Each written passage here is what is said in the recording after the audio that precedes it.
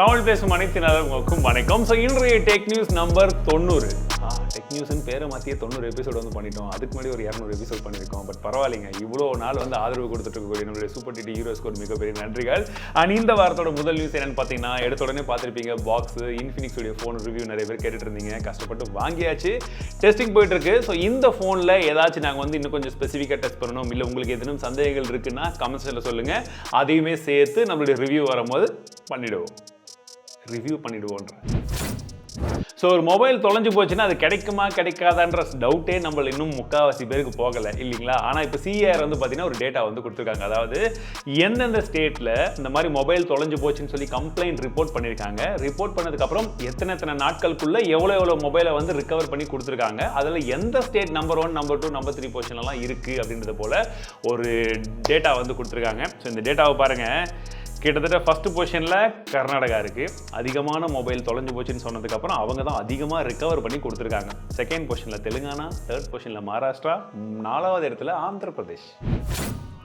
2026ஆம் ஆண்டு வரக்கூடிய மேக்புக்கில் foldable டிஸ்பிளேஸோட MacBook வரக்கூடிய வாய்ப்புகள் இருக்குது அப்படின்றத போல் ஒரு சில லீக்ஸ் வந்துருக்கு. இது வெறும் லீக்ஸ் மட்டும்தான், ஓகேவா, ரொம்ப பெருசாக எடுத்துக்க வேண்டாம். அண்ட் இது கூடவே சேர்த்து இன்னொரு நியூஸ் வந்து சொல்லிடுறேன். ஆப்பிள் வந்து பார்த்தீங்கன்னா ஒரு ஃபோல்டிங் டிஸ்பிளேக்கான பேட்டன்ட் வந்து வாங்கியிருக்காங்க. இது ரொம்பவே இன்ட்ரெஸ்டிங்கான ஒரு பேட்டன் அப்படின்னு சொல்லலாம். என்னென்னா, அதாவது இந்த டிஸ்பிளே ஃபோல்டெல்லாம் ஆகும்போது அந்த இன்ஜஸ் இதெல்லாம் நம்ம இப்போ நிறைய வந்து பார்த்துட்டோம். கிட்டத்தட்ட ஒரு 5 வருஷமாக பார்த்துட்டு இருக்கோம். இப்போ 6வது வருஷமாக ஃபோல்டிங் ஸ்மார்ட் ஃபோன்ஸும் வரப்போகுது, ஓகேவா. பட் இதில் அந்த டிஸ்பிளே ஆட்டோ ரிப்பேரபிள் டிஸ்பிளே வந்து கொண்டு வர போகிறாங்க. தட் இஸ் ஏதாச்சும் ஒரு ஸ்க்ராட்ச் ஆச்சுனாலோ இல்லை டென்ட் ஆச்சுனாலோ தன்னைத்தானே சரிப்படுத்தி கொள்ளக்கூடிய வகையில் அந்த லேயர்ஸ் வந்து அமைக்கப்பட்டு அந்த மாதிரி ஒரு டிஸ்பிளே வந்து கொண்டு வர்றதுக்கான அந்த பேட்டன் மட்டும்தான் வரட்டும். ஏன்னா இந்த மாதிரி அவங்க கிட்ட நிறைய பேட்டன்ஸ் இருக்குது. எப்போ நம்மளுடைய யூசேஜுக்கு வருதோ அப்போ தான் கெத்தா இல்லை வேஸ்ட்டான்னு சொல்ல முடியும். போக்கோ ரீசெண்டாக அவங்களுடைய போக்கோ F6 அப்படின்னு சொல்லக்கூடிய ஸ்மார்ட் ஃபோன் வந்து லான்ச் பண்ணியிருந்தாங்க. அண்ட் கார்டு ஆஃபர்லாம் வந்து சேர்த்து வாங்குறவங்களுக்கு ஒரு நல்ல ஒரு ஆஃபர் அப்படின்னு வந்து சொல்லலாம். ஸோ அந்த ஃபோனுடைய ரிவ்யூ இன்னும் நாங்கள் பண்ணல. நிறைய பேர் கேட்டுட்டு இருந்தீங்க எப்படி இருக்குது, வாங்கலாமான்ட்டு. இன்னும் முழுமையான டெஸ்ட் வந்து முடியல, இப்போ தான் ஆரம்பிச்சிருக்கோம். டெஸ்டிங் போயிட்டுருக்கு. வேணா நீங்கள் ஃபர்ஸ்ட் இம்ப்ரெஷன் பார்க்குறது, குயிக் ரிவ்யூ பார்க்குறதுனா செக் பண்ணி பார்த்துக்கோங்க, சரிங்களா. அண்ட் குறிப்பான விஷயம் என்னென்னு பார்த்தீங்கன்னா, அதுலேயே அந்த ஈவெண்ட் என்ன சொல்லிட்டாங்கன்னா, நாங்கள் ஒரு பேடை லான்ச் பண்ண போகிறோம் சீக்கிரம்னு சொல்லியிருக்காங்க. ஸோ போக்கோ கிட்டேருந்து ஃபஸ்ட்டு ஒரு டேப்லெட் வந்து சீக்கிரமாக நம்ம எதிர்பார்க்கலாம். இதில் 7S Gen 2 ப்ராசர் வந்து இருக்க போகுது அப்படின்னு போல சொல்றாங்க. 10,000 mAh பேட்டரி, 12.1 இன்ச்க்கான 120 Hzக்கான 2.5K ரெசல்யூஷன்ல டிஸ்பிளேயோட இது வரக்கூடிய வாய்ப்புகள் இருக்கு. எவ்வளவு சீக்கிரம் வருதுன்றதை பொறுத்து வந்ததுக்கு அப்புறம் டெஸ்ட் பண்ணிட்டு எப்படி இருக்குன்னு சொல்றேன்.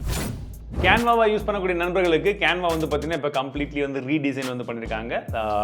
ஸ்பெசிஃபிக்காக பர்சனல் யூஸ் பண்ணாலுமே சரி, இல்லை நீங்கள் வந்து என்டர்பிரைஸ் எடிஷன் யூஸ் பண்ணியிருந்தாலுமே சரி, இப்போ ஃபுல் அண்ட் ஃபுல்லாக ரீடிசைனாக இருக்குது. யாராச்சும் கேன்வா அதிகமாக யூஸ் பண்ணிங்கன்னா உங்களுடைய கருத்துக்கள் அது எப்படி இருக்குது, என்ன இருக்குன்றதை கமெண்ட்ஸில் சொல்லுங்கள். மற்ற ஹீரோஸும் தெரிஞ்சுக்கணும். மைக்ரோசாஃப்ட் ரீசெண்டாக அவங்களுடைய சர்ஃபேஸ் புக்கை வந்து அன்வீல் பண்ணியிருந்தாங்க. பட் இந்த வாட்டி எக்ஸைட்மெண்ட் என்னன்னு பார்த்தீங்கன்னா, இன்டெல்ல இந்த ப்ராசஸர் கிடையாது, குவால்காம் ஸ்னாப்ட்ராகனுடைய X8 அப்படின்னு சொல்லக்கூடிய அந்த ஆர்ம் பேஸ்டு சிப் இருந்துச்சு இல்லைங்களா, அதில் இதை வந்து ஷோகேஸ் பண்ணியிருக்காங்க. இன்னும் சேல்ஸ்க்கெல்லாம் வந்து வரல. பட் அதில் என்ன சொன்னாங்கன்னா, இன்னைக்கு தேதியில் இருக்கிறதுலே ஆப்பிள் மேக்கில் இருக்கிறதுலே பெஸ்ட்டு மேக்புக் எதுன்னு பார்த்தீங்கன்னா அந்த M3 ப்ராசஸரில் வரக்கூடிய மேக்புக் தான் இல்லையா. அதை கம்பேர் பண்ணாலே இது வந்து பயங்கரமான இம்ப்ரூவ்மெண்ட் இருக்குது. ஆல்மோஸ்ட் வந்து ஒரு 40% ஜம்ப் இருக்குது அப்படின்றது போல் சொல்லிட்டு இருந்தாங்க. ஒரு சில பெஞ்ச்மார்க்ஸ் வச்சு நம்ம இன்னும் கண் கூட பார்க்கல. பட் சொன்ன விஷயங்கள் இதுதான். ஏன் இதில் இவ்வளோ பெரிய ஒரு ஹைப்பெல்லாம் இருக்குது அப்படின்னு வந்து பார்த்தீங்கன்னா, ஆப்பிள் கடந்த ஒரு 3 வருஷமாக கிட்டத்தட்ட ஒரு 3 வருஷமாக வந்து பார்த்தீங்கன்னா இந்த M series chip arm based சிப்பை வச்சு பயங்கரமாக கலக்கிட்டு இருந்தாங்க. ஏன்னா பேட்டரி லைஃப் ரொம்ப நல்லா வந்தது. அந்த ஆர்ம் பேஸ்டு சிப்புக்கான அந்த ஆப்ஸ்லேருந்து எல்லா சப்போர்ட்டுமே வந்து கொடுக்க ஆரம்பிச்சாங்க. அது ஆப்டிமைசேஷன் நல்லா பண்ணியிருந்தாங்க.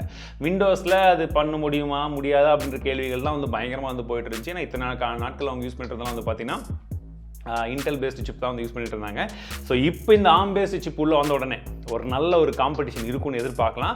பட் அதற்கான ஆப்ரேட்டிங் சிஸ்டம் ஆப்டிமேஷன் எந்த அளவுக்கு இருக்க போகுது, சாஃப்ட்வேர்ஸ் எந்த அளவுக்கு வந்து கொடுக்க போகிறாங்க, அதோடைய பயன்பாடுகள் எந்த அளவுக்கு இருக்க போகுது, இவங்க சொன்ன மாதிரியே உண்மையிலே பேட்டரி லைஃப் வரப்போதா, அந்த பர்ஃபார்மன்ஸ் இருக்க போதா அப்படின்றது எல்லாமே லான்ச் ஆகட்டும், பார்க்கலாம். ஏன்னா இப்போதைக்கு ஜஸ்ட் சும்மா ட்ரெய்லர் மட்டும் தான் விட்டுட்டு இருக்காங்க. ஃபுல்லாக ரிலீஸ் ஆகும். இன்றைய அடேங்கப்பா நியூஸ் ஒன்று இருக்குது. என்னன்னு பார்த்தீங்கன்னா, ஜெப்டோ குயிக் காமர்ஸ் தெரியாதவங்களுக்கு சொல்லிடுறேன். நீங்கள் ஆர்டர் போட்டிங்கன்னா 10 நிமிஷத்தில் வீட்டுக்கு டெலிவரி வந்துடும். அதுதான் அதோடைய ப்ராசஸ், ஓகேங்களா. ஸோ அதில் ஒருத்தர் வந்து ஆர்டர் போட்டிருக்காரு. என்ன ஆர்டர் போட்டிருக்காருன்னா 5 கிலோக்கான ஆட்டா பேக், அதாவது வந்து கோதுமை மாவு இருக்கு இல்லையா, 5 கிலோ பேக்கெட் அதை ஆர்டர் போட்டிருக்காரு. வந்ததுக்கப்புறம் செக் பண்ணி பார்த்தப்போ 8 நாட்கள் மட்டுமே வந்து மீதம் உள்ளது அப்படின்னு வந்து தெரிய வந்திருக்கு. ஏன்னா 8 நாள் தான் எக்ஸ்பீரியே இருக்குது, அதுக்குள்ளே நான் எங்கடா காலி பண்ணுறதுன்னு சொல்லிட்டு கஸ்டமர் கேருக்கு கால் பண்ணியிருப்பாப்ல. கால் பண்ணி கேட்டதுக்கப்புறம் கஸ்டமர் கேரில் என்ன சொல்லியிருக்காங்கன்னா, அதுதான் நான் உங்களுக்கு எக்ஸ்பைரி ஆகாத ப்ராடக்ட் தானே டெலிவரி கொடுத்துருக்கோம், நீங்கள் யூஸ் பண்ணி காலி பண்ணி போய் சாப்பிடுங்க அப்படின்னு போல சொல்லியிருக்காங்க. 8 நாளில் காலி பண்ணிடுங்க அப்படின்றது போல சொல்லியிருக்காங்க. கடுப்பான இவர் என்ன பண்ணியிருக்காருன்னா ட்விட்டரில் வந்து இதெல்லாம் சொல்லியிருக்காரு. பயங்கரமாக ரீச் ஆனதுக்கப்புறம் ஓகே நான் ஒரு முடிவு எடுத்திருக்கேன், எனக்கு இந்த 8 நாளுக்கு 3 கிலோ மாவு போதும், மீதியை நான் என்ன பண்ண போகிறேன்னா இந்த ஜெப்டோவுடைய ஃபவுண்டர்ஸ் இருக்காங்க இல்லையா, அவங்களுடைய அட்ரஸ் எல்லாம் எனக்கு கட்சிச்சு ஆஃபீஸ் அட்ரஸ், அவங்களுக்கு தலா வந்து 3 கிலோ 3 கிலோ பிரித்து நான் அவங்களே அனுப்புகிறேன், அவங்களே 8 நாளில் சாப்பிட்டுட்டு காலி பண்ணிட்டோம் அப்படின்றத போல் அவருடைய கோவத்தை வெளிப்படுத்தி அதெல்லாம் அனுப்பிச்சு அதுக்கும் ஸ்க்ரீன்ஷாட்லாம் வந்து போட்டிருக்காரு. அதுக்கப்புறமா ஜெப்டோ கால் பண்ணி ஓகே நாங்கள் உங்களுக்கு ரீஃபண்ட் தரோம், புதுசாக இது தரோம் அது தரோம்னு சொன்ன உடனே அவர் என்ன சொல்லியிருக்காரு, எனக்கு அதெல்லாம் வேணாங்க, ஒரு கஸ்டமருக்கு என்ன கஷ்டன்றது கம்பெனிக்குள்ள இருக்கிற மேலதிகாரிகளுக்கும் தெரியணும், அதனால தான் இதெல்லாம் வந்து பண்ணியிருக்கேன், கஸ்டமர்ஸை மதிங்க அப்படின்றத போல ஒரு தரமான ஒரு வார்த்தையை வந்து சொல்லியிருக்காரு. இந்த கவர்மெண்ட் வந்து புதுசாக ரூல் கொண்டு வரதுக்கு பிளான் பண்ணிட்டு இருக்காங்க. இத்தனை நாள் வந்து டிரைவிங் லைசன்ஸ் எல்லாம் எடுக்கணும்னா நம்ம ஆர்டிஓக்கு தான் வந்து போகணும் இல்லைங்களா. ஸோ இனிமேட் அந்த மாதிரி இருக்க வேண்டிய அவசியம் கிடையாது. ஏன்னா பிரைவேட் டிரைவிங் ஸ்கூல்ஸ் கிட்ட பார்ட்னர்ஷிப் பண்ணி நீங்கள் அங்கேயே கூட போயிட்டு டிரைவிங் டெஸ்ட்லாம் வந்து பண்ணிக்கலாம்னு சொல்லிட்டு இருக்காங்க. பட் அதுக்கு அந்த பிரைவேட் டிரைவிங் ஸ்கூலுக்கு வந்து பார்த்தீங்கன்னா அந்த ஸ்பேஸ் இருக்கணும். ஒரு ஏக்கர் சம்திங்கில் வந்து அந்த டிரைவிங் 2 வீலருக்கா 3 வீலருக்கான்றதை பொறுத்து அந்த அளவு மாறுபடும். அந்த அளவுக்கான ஸ்பேஸ் எல்லாம் வச்சு கவர்மெண்ட் கிட்ட ரிஜிஸ்டர் பண்ணி பார்ட்னர்ஷிப் பண்ணாங்கன்னா அவங்களே வந்து லைசன்ஸ் எல்லாம் கொடுக்கலான்றதை போல சொல்கிறாங்க. ஒரு சைடில் யோசிச்சு பார்த்தா ஓகே கூட்டம் அதிகமாக இருக்குது ஆர்டிஓவில் நமக்கான ஒரு கன்வீனியன்ஸ் இருக்குன்னாலுமே ரீசெண்டாக அந்த பூனேயில் நடந்த இன்சிடென்ட்லாம் யோசிச்சு பார்க்கும்போது அதான் திட் இஸ் மை பர்சனல் கருத்து. உங்கள் கருத்து என்ன ஷேர். வாட்ஸ்அப்பில் புதுசாக ஏஐ ஜென்ரேட்டட் ப்ரொஃபைல் பிக்கை வைக்கிற மாதிரியான ஒரு ஆப்ஷன்ஸை வந்து சீக்கிரமாக கொண்டு வருவாங்க அப்படின்னு எதிர்பார்ப்புகள் இருக்குது. அவங்களும் டெஸ்ட் பண்ணிட்டு இருக்காங்களாம். ஏற்கனவே வாட்ஸ்அப்பில் ஏஐலாம் வந்துருச்சு, நீங்கள் யூஸ் பண்ணி பார்த்தீங்களா எப்படி இருக்குது தெரியாதவங்களுக்கு நம்ம ஏற்கனவே ஒரு ஷார்ட்ஸ் போட்டிருக்கோம். ஷார்ட்ஸை இன்க்ளூட் பண்ண முடியுமான்னு தெரியல, பட் டிஸ்கிரிப்ஷனில் லிங்க் கொடுப்பேன், நீங்கள் தாராளமாக வந்து செக் பண்ணி பாருங்கள். ஒரு இன்ட்ரெஸ்டிங்கான விஷயம் தான். ஏன்னா எப்போவுமே வாட்ஸ்அப்பில் இருக்கிறவங்களுக்கு இந்த விஷயங்கள்லாம் கரெக்டாக ஹெல்ப்ஃபுல்லாக இருக்கும். ஸோ கிரிக்கெட்டை பற்றி ஒரு நியூஸ் வந்திருக்கு. அதாவது ரோஹித் சர்மா வந்து பார்த்தீங்கன்னா ரீசெண்டாக ஒரு ட்வீட்டை போட்டிருந்தாரு, பயங்கரமாக வைரல் ஆகிடுச்சு. என்னடான்னு பார்த்தீங்கன்னா, எப்போ விளையாடும் போது வீடியோலாம் எடுக்கிறீங்களா செய்கிறீங்களா ஓகே, ஓரளவுக்கு அந்த ப்ரைவசின்னு வாங்கலையா அதையும் கொஞ்சம் மதிங்க, கேமராவை எடுத்துகிட்டு வந்து மூக்கில் வைக்கிறது, வாயில் வைக்கிறது, பக்கத்துலேயே வந்து நான் பேசிகிட்டு இருக்கும்போது வைக்கிறது அப்படின்ற மாதிரிலாம் வந்து பண்ணிங்கன்னா எங்கே ப்ரைவசி இருக்கும், இதெல்லாம் அவாய்ட் பண்ணுங்க அப்படின்றத போல சொல்லியிருக்காங்க. இதுக்கு நிறைய வரவேற்புகளும் இருந்தது. நிறைய பேர் ஆமாங்க கரெக்டு தான் அப்படின்ற போல சொல்லிட்டு இருந்தாங்க. பட் அது உண்மையும் கூட. ஏன்னா என்னதான் பெரிய ஸ்டார் பெரிய கிரிக்கெட்டர்ஸ் அப்படின்னாலுமே அவங்களும் end of the day human being தானே. எவ்வளோ நாள் தான் வந்து ரோபோ மாதிரி இருக்க முடியும். ஒரு சில பேர் எமோஷன்ஸை கண்ட்ரோல் பண்ண முடியும், ஒரு சில பேருக்கு அந்த கண்ட்ரோல் வந்து இருக்காது. அவங்க ஜென்ரலாக வந்து கேஷுவலாக பேசுகிற மாதிரி தான் பேசுவாங்க. நம்ம ரீசெண்ட் அஸ்வினா கூட சஞ்சு சாம்சன் கீப்பிங் நிற்கும் போது அந்த சரின்னு முன்னாடி எனக்கு சொல்கிறோம் அப்படின்லாம் சொன்னார் பார்த்தீங்களா. ஸோ நம்ம கிரவுண்டில் கேஷுவலாக எப்படி விளையாடுவோம், நம்ம பசங்களாம் இருந்தாங்கன்னா கேஷுவலாக அப்படி தான் வரும், இன்னும் மோசமாக வரும். ஸோ அந்த ஃபீல் இன்னும் கொஞ்சம் இதுன்றதா அப்படி பேசுகிறாங்கன்னு வச்சுக்கோங்களேன். ஸோ இதெல்லாம் சின்ன சின்ன விஷயங்கள்லாம் எடுத்து போட்டு பெருசு பண்ணி அது ஒரு மென்டல் ஸ்ட்ரெஸ் எல்லாம் உருவாகுது அப்படின்றது போல சொல்லிட்டு இருந்தால். இது ஸ்டார் ஸ்போர்ட்ஸ் என்ன சொல்லியிருக்காங்கன்னு பார்த்தீங்கன்னா, ஏங்க நாங்கள் வந்து வீடியோ மட்டும் தான் எடுத்தோம், வாய்ஸ் எல்லாம் ரெக்கார்ட் பண்ணல அப்படின்றது போல் அவங்க ஒரு ஸ்டேட்மெண்ட்டை கொடுத்துருக்காங்க. ஸோ இந்த 2 ஸ்டேட்மெண்ட்டில் நீங்கள் இந்த ஸ்டேட்மெண்ட்டுக்கு ஒத்து போகிறீங்க, ரெக்கார்ட் பண்ணுறது சரியா தவறா, இல்லை மூஞ்சிக்கு நேராக கேமராவை கொண்டு வந்துட்டு பேச வைக்கிறது சரியா தவறா யோசிச்சு பாருங்க. இங்கேயே ஒரு கேமரா வச்சு நம்ம ஒருத்தர்கிட்ட பேசும்போது என்னத்தை பேச முடியும். ஸோ ரீசெண்டாக ஐடிசி ரிப்போர்ட்டில் வந்து பார்த்தீங்கன்னா பிசியுடைய மார்க்கெட் ஷேர் இந்தியாவில் எப்படி இருக்குன்றது போல வந்திருக்கு. நம்பர் 1 பொசிஷனில் HP இருக்காங்க, 2வது டெல், 3வது ஏசர், லெனோவோ அண்ட் ஏசஸ் அடுத்தடுத்தது வந்து இருக்காங்க. ஸோ இதில் எந்த பிராண்டில் நீங்கள் ஒரு புது லேப்டாப் வாங்குறதா இருந்தால் எந்த பிராண்டை ப்ரிஃபர் பண்ணுவீங்க? Because I personally want to know. Because HP வந்து ரொம்ப நாளாகவே நம்பர் 1 பொசிஷனில் தான் இருந்திருக்காங்க. பட் ரீசெண்ட் டைமில் ஒரு சில இஷ்யூஸும் வந்து இருந்தது. ஸோ நீங்கள் ஒரு புது லேப்டாப் வாங்கினா இந்த 5 பிராண்டில் எந்த பிராண்டை தேர்ந்தெடுப்பீங்க ஒருவேளை வாங்கினா? அண்ட் இன்றைய அடேங்கப்பா நியூஸ் இன்னொன்று என்னென்னு பார்த்தீங்கன்னா, ஒரு மிகப்பெரிய ஷாக்கிங்கான விஷயம். கிட்டத்தட்ட 18 லட்சம் சிம் கார்ட்ஸை பிளாக் பண்ண போகிறோம் அப்படின்றது போல் வந்து வார்னிங் கொடுத்துருக்காங்க. ஏன்னா இது எல்லாமே ஸ்பேமர்ஸ் யூஸ் பண்ணக்கூடிய சிம் கார்டாக இருக்கிறதுக்கான சான்சஸ் இருக்குது அப்படின்றத போல் கண்டுபிடிச்சிருக்காங்க. அதனால் டெலிகாம் நெட்வொர்க் என்ன சொல்லியிருக்காங்கன்னா, சீக்கிரமாக இந்த KYC எல்லாம் வெரிஃபை பண்ணுங்க, அப்படி இல்லாட்டி இந்த சிம் கார்டெல்லாம் பிளாக் பண்ணுங்க அப்படின்றத போல் சொல்லியிருக்காங்க. 2023 மட்டுமே வந்து பார்த்தீங்கன்னா கிட்டத்தட்ட 7 லட்சம் நபர்கள் கிட்ட மோசடி வந்து நடந்திருக்கு. இது வந்து கம்ப்ளைண்ட் ரிஜிஸ்டர் ஆகி தெரிஞ்சது, இன்னும் தெரியாது எத்தனை இருக்குன்னு தெரியாது. So be careful. உங்களுக்கு எங்கேருந்து யார் கால் பண்ணுறான்னு சொன்னாலுமே அப்படியா சரி ஓகே எதுவாக இருந்தாலும் நேரில் வந்து பேசுங்க, இல்லை நான் பேங்க்குக்கு வரேன் பேங்க்லேயே வந்துட்டோம் நீங்கள் அங்கேயே பேசுங்க அப்படின்றது போல் சொல்லிடுங்க. எந்த ஒரு நம்பர் எந்த டீட்டெயில்ஸ் எதுவுமே வந்து தயவு செஞ்சு ஷேர் பண்ணாதீங்க. ஸோ ரீசெண்டாக சென்னை சூப்பர் கிங்ஸ் தோற்றதுக்கப்புறம் என்ன நடந்ததுன்னு உங்களுக்கு தெரியும். பயங்கரமான ஒரு பிரச்சனையெல்லாம் வந்து போச்சு, பிரச்சனையை உருவாக்குனாங்க. அதுக்கப்புறமா வந்து என்ன ஆச்சுன்றதுன்னு தெரியும் அதுக்கடுத்த குவாலிஃபயரில். ஸோ அதுக்கப்புறமா நிறைய விதமான விஷயங்கள் வந்து பொங்கி பயங்கரமான வாரெலாம் வந்து ட்விட்டரில் போச்சு. அப்போ நானும் என்ன சொல்லியிருந்தேன், கேமாகவே இருக்கட்டும், அவங்க ஸ்போர்ட்ஸ் பண்ணுறாங்க, அவங்க விளையாடுறாங்க, அவங்க பணம் சம்பாதிக்கிறாங்க, நீங்கள் உங்கள் டைம் வேஸ்ட் பண்ணிக்காதீங்க, என்ஜாய் பண்ணுங்கள், மூவ் ஆகுங்க அப்படின்னு சொல்லிட்டு இருந்தேன். இது எல்லாருக்குமே காமன் தான், எந்த ஃபேன்ஸாக இருந்தாலுமே ரசிக்கலாம், என்ஜாய் பண்ணிட்டு போங்கன்னு சொல்லிட்டு. இது நான் மட்டும் கிடையாது. இப்போ ரீசெண்டாக வந்து பார்த்தீங்கன்னா தோனி என்ன சொல்லியிருக்காருன்னா, ட்விட்டர் யூஸ் பண்ணுவீங்களா, இன்ஸ்டாகிராம் அதிகமாக யூஸ் பண்ணுவீங்களான்னு போது நான் ட்விட்டர் பக்கமே போக மாட்டேங்க. அங்கே ஏதாச்சும் ஒன்று போட்டுறாங்க, அதை வச்சு ஒரு பெரிய கான்ட்ரவர்சி உருவாகுது. எதுக்கு இந்த அளவுக்கு ஹேட்டை வச்சு நான் அங்கே போய் பார்க்கணுன்னு அந்த பக்கமே போகிறதில்ல. இன்ஸ்டாகிராமை தான் யூஸ் பண்ணுவேன். நான் இன்ஃபேக்ட் சொல்ல போனால் நான் அதையுமே அதிகமாக யூஸ் பண்ண மாட்டேன். நான் சோஷியல் மீடியா பக்கமே வர்றதில்ல. நான் என் வாழ்க்கையை வாழ்கிறேன்னு சொல்கிறாரு. அவருக்கே அப்படின்னா நம்மலாம் என்ன பண்ணுறது?